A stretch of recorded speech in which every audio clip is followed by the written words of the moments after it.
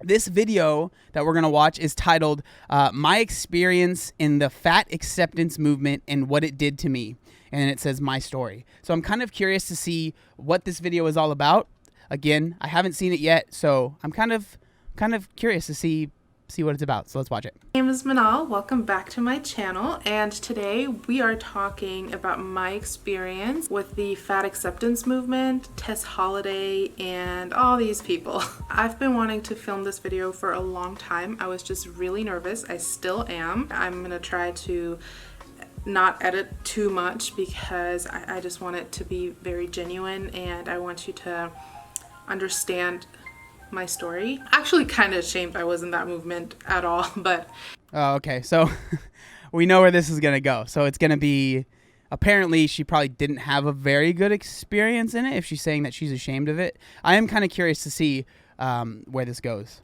you know what, it's okay. You know, I've grown from it and I've learned a lot. So let me give you a little backstory on my story with obesity. So I've always been a bigger girl, a bigger child. Just because of my family's culture, food is a very big deal.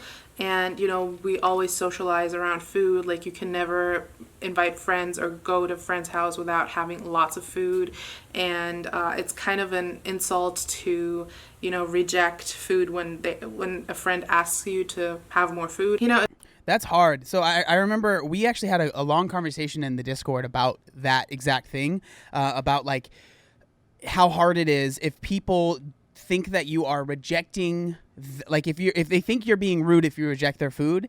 And I mean, that's a really hard situation to be in, because it's very, like, it's hard to say no, especially if you know someone's going to feel rejected. And like what I said when we had the conversation was like, just try and be very honest with the person, whoever it is, you know, your grandma, your aunt, your uncle, whatever, and be like, hey, I want to eat this and it looks really good, but like right now I can't. Like, I have to, you know, obviously I have to be mindful of what I'm eating, but I understand that that's much easier said than done, but it is a hard thing to deal with.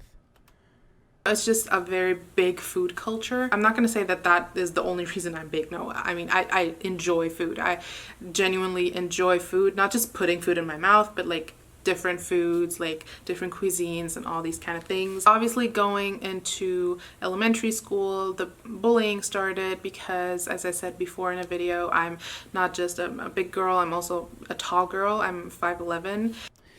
Oh, for real, middle schoolers scare me. Like, still, they scare me. Like, I remember it was a few years ago. I was in a Starbucks and a bunch of middle schoolers came in, and I remember just thinking, like, I hope they don't make fun of me. Like, I don't know why, but they scare me more than like any other group of kids. Any other group of, it could be older people than me, it could be high schoolers, it could be for some reason middle schoolers are terrifying. And I was always the biggest and tallest girl in class. And when I went to elementary school, I also was living in a part of my town that had not a lot of minorities. There was a lot of bullying going on. Oh, thank you so much, Linda. Loves life. Thanks for being here. I lost 20 kg and gained almost all of it back. Just wanted to say thank you for inspiring me to get back on track. Thank you. You got this. I believe in you. Later, I moved to a different city, but I was still the big, tall girl.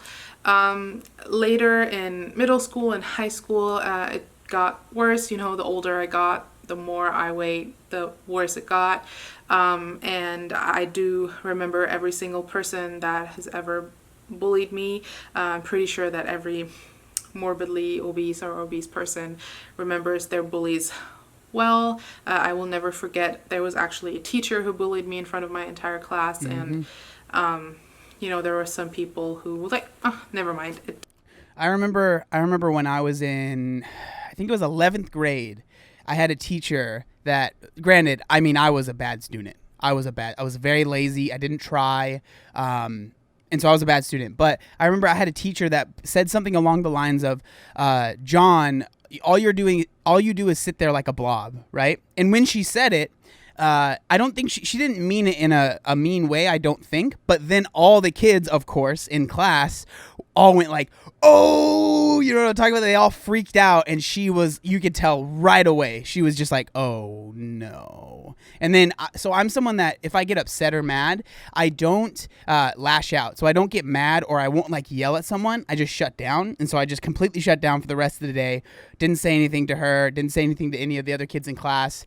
And the next day she like had to talk with me and was like, I'm super sorry. She was like, I think the end of that year or when I graduated or something like that, we were talking and she was like, that was one of the like worst things I ever did teaching was saying that to you. Like I really feel really bad about that. And I was like, you know, it's okay, but yeah, that was rough. That was rough. Doesn't matter. This is not a pity party. But you know, it affected me a lot, and I started emotionally eating and just trying to distract myself from everything that was going on. Obviously being a teenager is not easy as well, and so that was basically my coping mechanism. I started eating more and more just to like kind of fill that void, and I never felt full.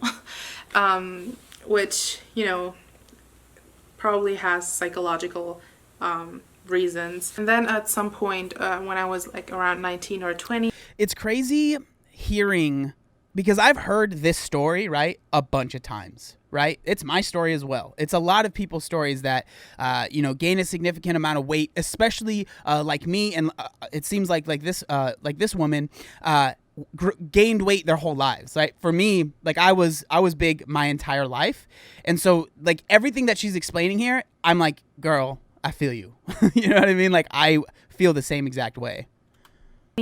I met a guy and I entered my first relationship, which you know, I was so happy about, because I don't know if a lot, like I know a lot of bigger girls who felt this way, like the way I felt that time.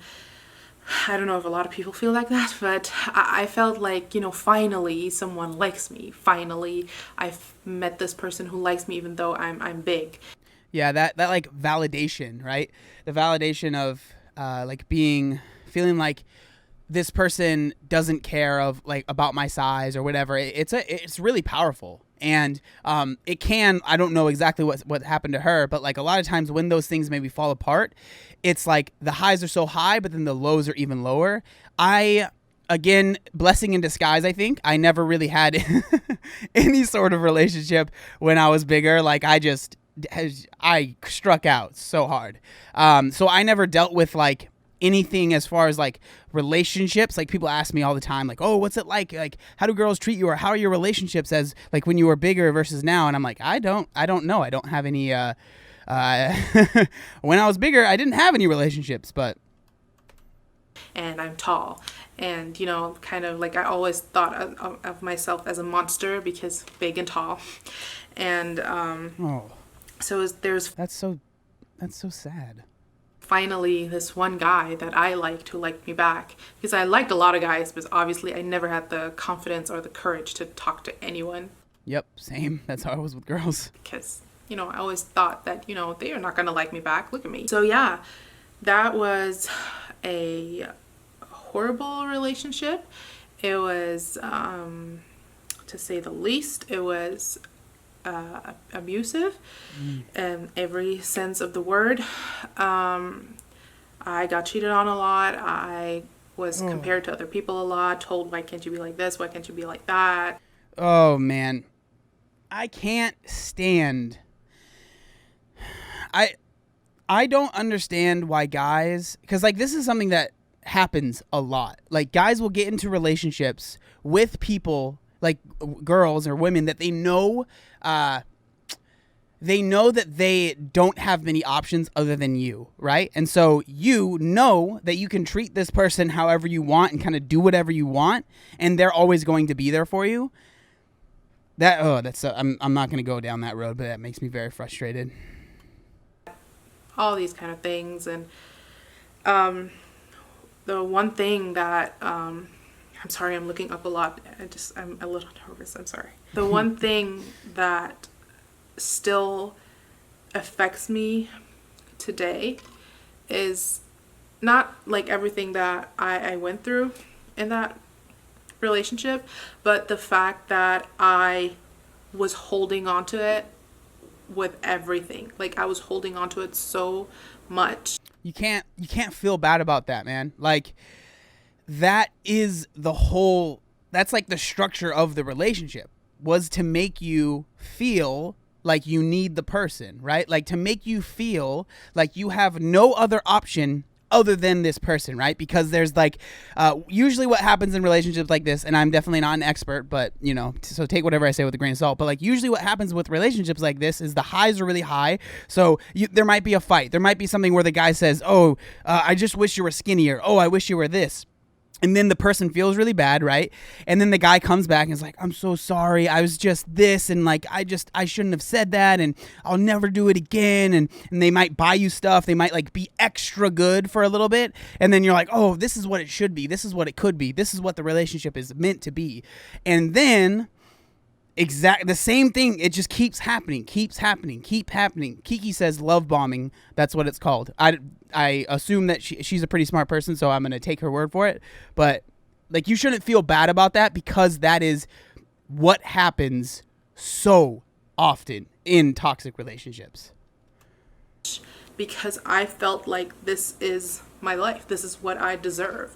Like, no one has ever liked me. No one's ever loved me till this point. So I felt like, okay, so that is it, you know, like, this is what I deserve. I'm not pretty, I'm fat, and that's the only thing I deserve, and that's the only person who ever liked me, so I better hold on to it.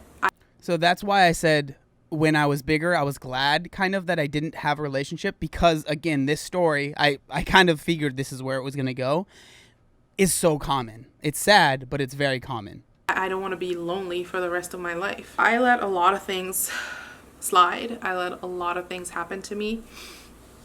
And I was holding on to that relationship. And I got broken up with a lot of times, but I never wanted to let go. And even when it ended, I wasn't the one who ended it. Just so you can see how my self-esteem was so low that I literally thought that this is okay. Mm-hmm. It is okay, you know. Well, when you have such a small view of yourself, when you feel like you have no worth, you feel like you have nothing to give, you allow things that most people wouldn't allow, right? That's a very normal thing. And I mean, I don't think she's watching this, but if she is, like, I really hope that she understands that, like, while her experience is real and she's going through it, like, she is not alone in it. And it's not like she had some crazy experience that no one else has dealt with. This is such a normal thing. Not that it's a good thing, but it is very normal, and it happens to so many people that are very, very smart, and you would never think that they would let that happen to them. It happens to them, you know? But like, poor him, he is stuck with this fat girl. Oh. So, you know, I'll take it. It's okay. You know, it's just the sacrifice he's doing for me. That was my way of thinking, which obviously is extremely toxic and extremely wrong, and it's absolutely devastating to think that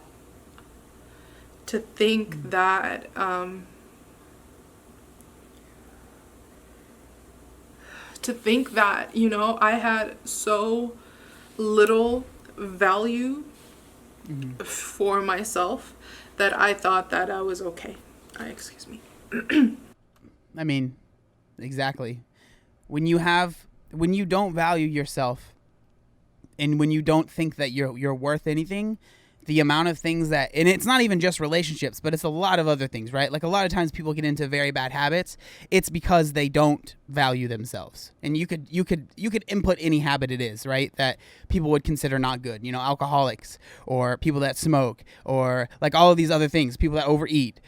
You know, like, you can insert, or even harder drugs, right? You can insert all of these things into this equation, and it usually ends up in the same thing, right? Addicted to some sort of thing.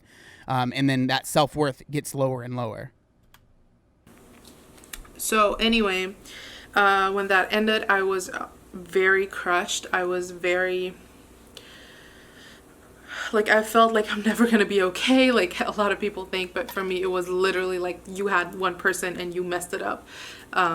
Even though it was absolutely not my fault, that was a horrible person, and so glad, like I thank that person that I was broken up with, and So it's crazy because, like, I know how cheesy it sounds when people say, "Oh, everything happens for a reason," right? Like, you never know, or blessing in disguise. That's a that's a saying that I use a lot. But like, sometimes it is just so true. Like this thing that you don't want, you're like, I don't want this thing, right? Like Jon Snow, I don't want it. Like it can end up being like a huge catalyst for change and like completely change your life, right? And so I just think that that's so interesting because I don't know if I would say everything happens for a reason, but I will say that good things can come out of what you perceive as bad. I'll say that at least. now, of course, I have, my husband who's like an amazing human being, and he's just the greatest person ever. After that, I was so devastated. I would literally, I was eating so much, you guys. I would literally order like 3 pizzas a day, like breakfast, lunch, dinner. I was just eating. I felt like, okay, I mean, if I'm fat and I got broken up with, like I might as well just get fatter. I don't care. I'm never gonna find a person anyway. Like I'm not lovable anyway. And then one day I found Tess Holiday, and Uh-oh. That took a turn. Tess Holiday looked amazing to me. She was like bigger than me. She was shorter than me, and she was killing it. She had like all this makeup done and her hair was pretty, and like she looked so glamorous, and she was getting all the jobs and people were congratulating her, and she had a huge fan base, and like people were like applauding her and telling her like, you do you, like you are like an idol to us, and even though you're fat, like we love it, and you give us confidence to like be fat and just be proud of that. And I just thought that is so awesome. I like to eat. I still like to eat. I like to eat. And I don't want to be miserable anymore. I've been through hell, and I don't want to be miserable anymore after 4 years. I just want to be happy for once. Man, this is it's crazy to me, and like I'm always so thankful that people are willing to share these stories, because a lot of times I'll make claims similar to this in my videos, right? Where I talk about these movements, and I say that, again, for the most part, I think that there's good, and it's good that people are doing these things. But then I talk about like the potential negatives. I talk about where this can lead for some people. And I understand that people might watch my videos like, dude, you're just a white guy. You're just like a white dude that doesn't need to lose weight anymore. Like just like talking and just saying stuff. Like I don't believe any of that stuff. But then people come on and share these stories, and I don't know, it's just like these are perspectives and views that I could never obviously understand or even articulate and share with you guys, because again, I am me and I've only lived in my life. And so I don't know, it's just really, really cool that people are willing to share these types of things. So what I did was I started wearing a lot of makeup, which if you have watched my videos, I don't wear a lot of makeup. Even when I go out on dates with my husband, I a little bit here and there. I just don't think it looks good on me, but I used to wear a lot of makeup. I bought all these new clothes, and I was just eating. I didn't care. I can eat whatever I want. But what I did not want was deal with any of my demons, any of my emotional baggage, any of my problems, and any of the hurt that I went through, and all, the things that the bullying did to me and all these kind of things. I did not want to deal with that. What I wanted is look pretty, have cute clothes, and, take Instagram pictures. And I even started vlogging. I'll insert something here. I started vlogging in German. I started, talking in a completely different way. It's just like about, I was like, maybe I can be a model. I mean, I am tall. And this is a great comment right here. So from Nana, it says, sometimes you need it for the confidence, but after you learn, you need to find balance. Like, I think that's a great way to look at it. Like, I think that, again, I don't think like Tess Holiday is some terrible person that is leading people to like disaster, and she's like trying to ruin these people's lives, right? But I do think that there are negatives to the movement and to the types of information she's putting out there, or the rhetoric that she is using. And I think that there is nothing wrong with talking about the implications that that might have. But the thing is, you know, when a girl like her is talking about it, I think that it can be, it is seen in such a better light than when I talk about it. Right. And I'm totally fine with that. I understand that the optics of me talking about these things versus the optics of this woman talking about these things are two totally different things. And so, again, that's why I said earlier, I am so happy that people are making these videos and having these conversations, because I could say this a million times, and I know you guys that are in here in the chat right now, hopefully you guys trust what I'm saying and you're like, yes, I get it. But I know that there are people that might be passing by, they're like, I don't care what that dude says, like he doesn't know what he's talking about. But they'll see her and they'll be like, oh, I can relate to this, you know. I started looking into all these things, and I didn't care.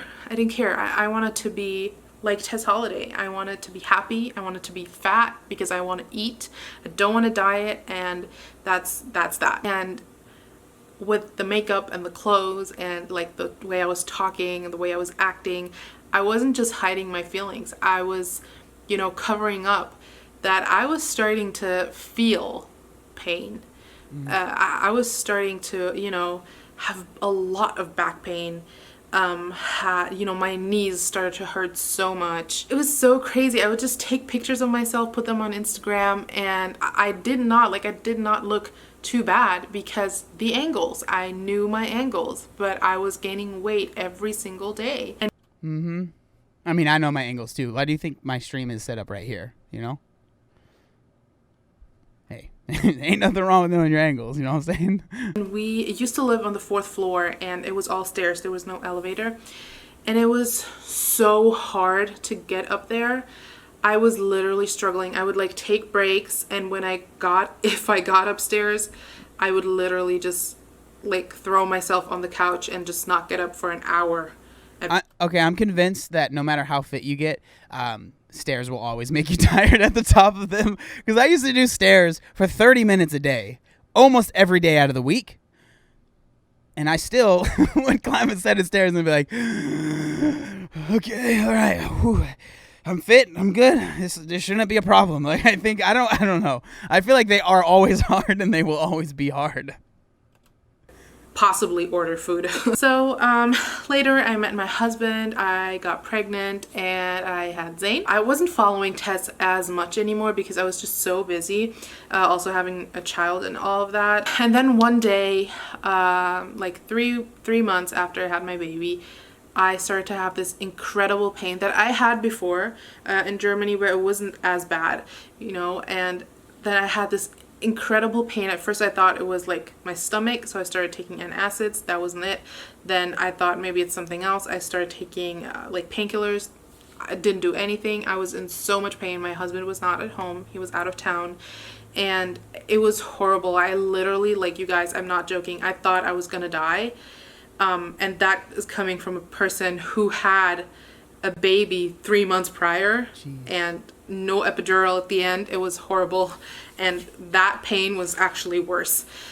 It's crazy that, and she's not saying this, but I think that a lot of people that go down this road of health at every size, and not saying everyone is like this, okay, don't come for me, but a lot of people that go down that road, or fat acceptance, and whatever, you almost end up just, now you instead of being aware of the things that you're struggling with, you end up sticking your head into the ground, and you're like, no, this is fine. This can't be because of my weight. This can't be because of this or that.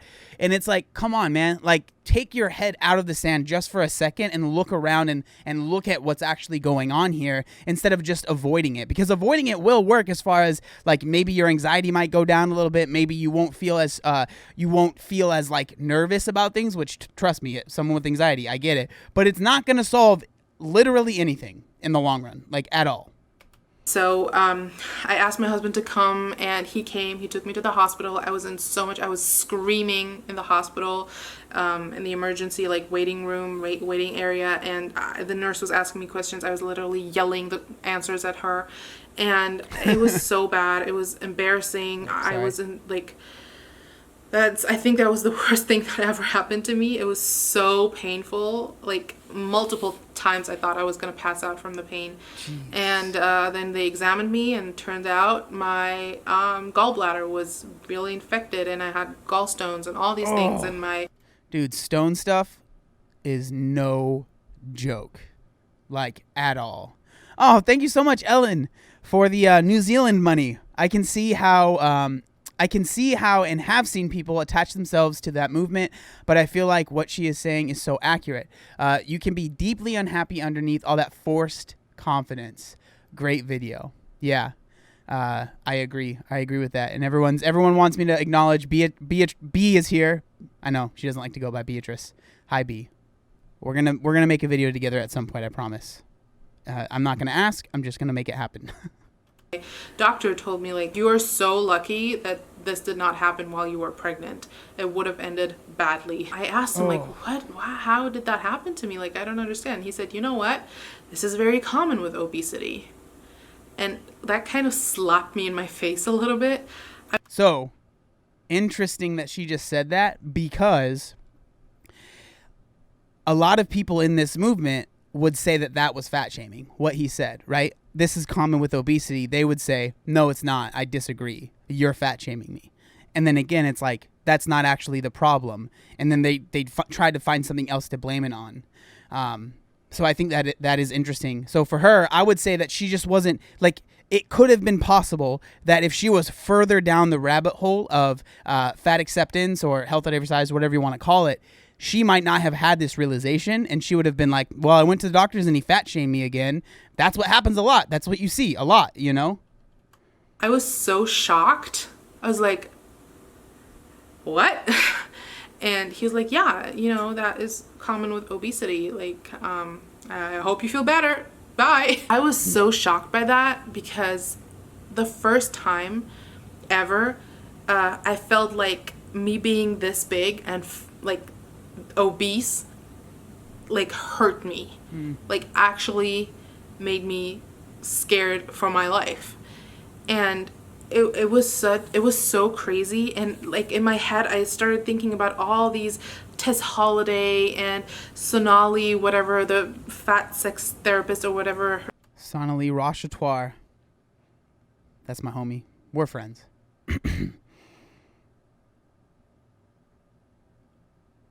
She calls herself, and all these people, and how I used to defend Tess Holiday, and how I used to attack people like Alan Roberts, like Everyday Damn Fitness, and like people like these people.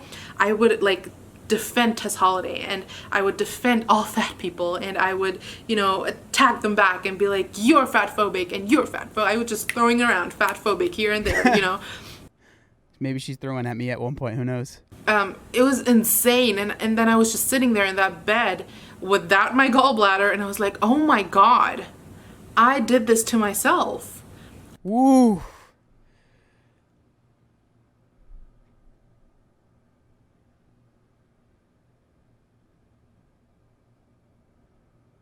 I'm just looking for something. Have you guys... Oh, I think I lost it. I was looking for The Lie. Have you guys seen The Lie? I guess I can't find The Lie. Oh well. I was eating like an animal, probably more, and I did this to myself. All these years, I've been eating so much fat and salt and sugar and disgusting, and I did this to myself. So I feel like the people in this movement are like a bunch of people who are just, if they have been obese since childhood, or, you know, just recently, it doesn't matter, you know, you get bullied and you hear a lot of bad things and all that kind of stuff, and you feel defeated. So you just want to find a family basically who accepts you and tells you, you know what, you're fine the way you are, and gain weight and eat whatever you want, you're okay, you're worth it. You know what? Yes, you're beautiful and you're worth it and you are amazing, but, and there's a but, and I'm sorry about it, but I had to hear that too, but you are killing yourself. The fat acceptance movement and, you know, the people who like throw fat phobia around all the time, they're spreading so much misinformation, and like the health at every size, they're spreading so much false information because, yeah, you know what? My blood work was always fine. Woo! She said it. I was hoping she would bring it up. Uh-oh. She brought out the blood work. Yep. I always thought, oh wow, like I'm okay, like my blood work is fine, I'm okay. Well, then I guess I'll keep eating then, you know. And it's like, man, it just comes to common sense for some of that stuff. Like, it literally, like, yes, your blood work, like, my blood work was fine when I was at my heaviest. But, like, dude, I was 20 years old and I could barely get out of a seat. That's not healthy, right? Like, that's not where you want to be at 20. You know, hey, Kiki, this is such an important, relatable, heartbreaking video. She needs to be heard. This should be everywhere. She is so right and so brave. Thanks for staring this down. Well, thank you guys for putting it in the Discord, because I wouldn't have found it if it wasn't for you guys. But it's not, because at the end of the day, I was screaming with my 3-month-old son at a hospital. That was like horrible. I never wanted to put him through any of this. I know he doesn't remember, but still, like, as a mom, you already feel horrible. No, your blood work might be fine and everything, but you are feeling pain. And don't you lie to yourself, because if you're 300 pounds, if you are 400, 500 pounds, you know that even if you claim that you're happy and you're beautiful and you're wearing all these cute and fancy outfits, you are in pain. You cannot sit on the floor for longer than 10 minutes and not have incredible back pain. You know what? I'm having incredible back pain right now. Yep. Man, I remember when I was at my biggest, like, sitting on the ground, one, it was super painful, but two, my legs would go numb. Bam, like that. Like, literally less than 5 minutes. Both of my feet completely numb. Like, they would have like the little like tingly feelings of like you're stepping on a bunch of little needles or something. And I just remember thinking like, oh, this is just normal. I guess this is what everyone deals with when they sit on the ground for 5 minutes. No, it's just what I dealt with. Tess Holiday cannot tell me that she does not sweat like crazy when she's cleaning her house, even with the AC on. She cannot tell. Well, I mean, I sweat like crazy just live streaming, so let's move on. Me that it doesn't hurt to stand in the kitchen and cook. She cannot tell me that taking a walk is painful. She cannot tell me that she does not have a problem with food. So I understand that as an obese person, you want to surround yourself with people who give you positive reinforcements and give you positive feedback and love you and tell you you're beautiful and everything. But you know what? The people who don't tell you that you need to change at 300, 400, 500, 600, 800 pounds are people that don't love you. People who love you will never go and tell you at 300 and 400 pounds, let's go have pizza. They will never tell you, let's go have Chinese buffet and let's go do this and that and, you know, eat more and more. Be in the mood. Dude, I mean, geez, this video is like hitting it so on the money. Like, we all know, I'm sure you guys in chat have dealt with this as well. The people that really care about you, that can have conversations that are 100% accurate, they don't have to sugarcoat, they can be 100% with you, right? A lot of times it's family, maybe it's really close friends. They will not sit there and say, I am glad that you're the size that you are. Like, it's just not going to happen. Like, I remember my mom would try to have conversations with me. Granted, it didn't happen often because I made it to where she didn't want to talk to me about this stuff. But I had a sister that I know loved me with her whole heart. And every single time I saw her, she would kind of bring it up, right? Not because she was trying to be mean, but because she cared about me. Not because she was fat phobic. Not because she thought I was disgusting. Not because she thought that, like, you need to be the ideal beauty standard. Like, no, it was because they cared about me and they wanted me to live longer than them. My mom would talk about it all the time. She was terrified that she was going to bury me. That's just a fact. And it's not because she was fat phobic or because she had internalized fat phobia. No, because it is a fact. If I would have continued that trend, it is very likely that she would have had to bury me because of choices I was making, right? And that's the big thing, because everyone can die at any time, right? But I was choosing to kill myself every day. Every single day. Movement that lets you live a longer, healthier life and be there for your family and your kids and your parents and your significant other. Don't be in the movement that tells you to stuff your face with cake. Be in the movement that tells you, you know what, you're beautiful, but we need to do something so you don't get diabetes, so you don't get cancer, so you don't have to have a limb, cut off.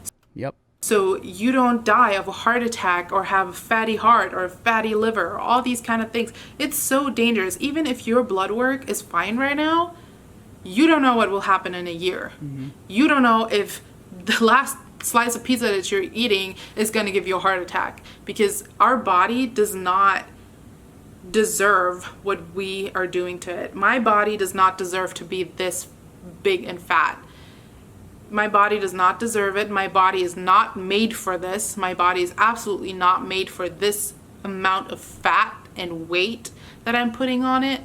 So I need to do something about it. This is a very important part of my life.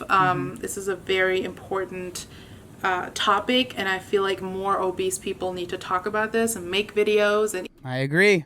100%. Even if it's just like 2 or 3 people seeing them, doesn't matter. We need to make these kind of videos to bring awareness and tell people that no, you know what? These people in the fat acceptance movement, they're just in a movement to feel pretty and beautiful and cute. And to make money. And to make money. Right? Important to always bring that up. They all have books. They all have clothing lines. They're all making money off of this. The people that are just in the movement aren't. And they're usually not as loud. And they're usually not as vocal. And they're usually not going out there and attacking other people. But the people that are making money, they're doing that.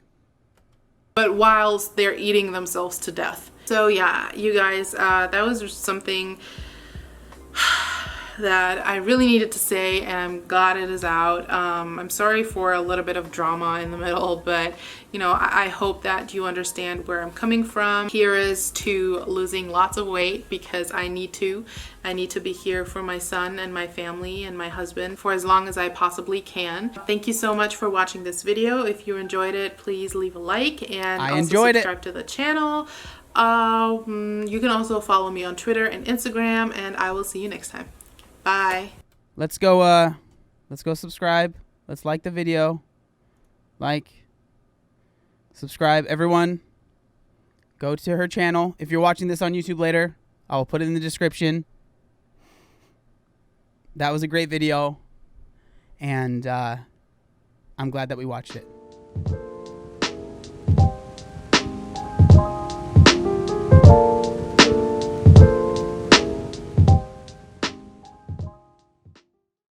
Obey the warning signs, and when there are flashing lights or wigwags, don't attempt to cross until they come to a complete stop.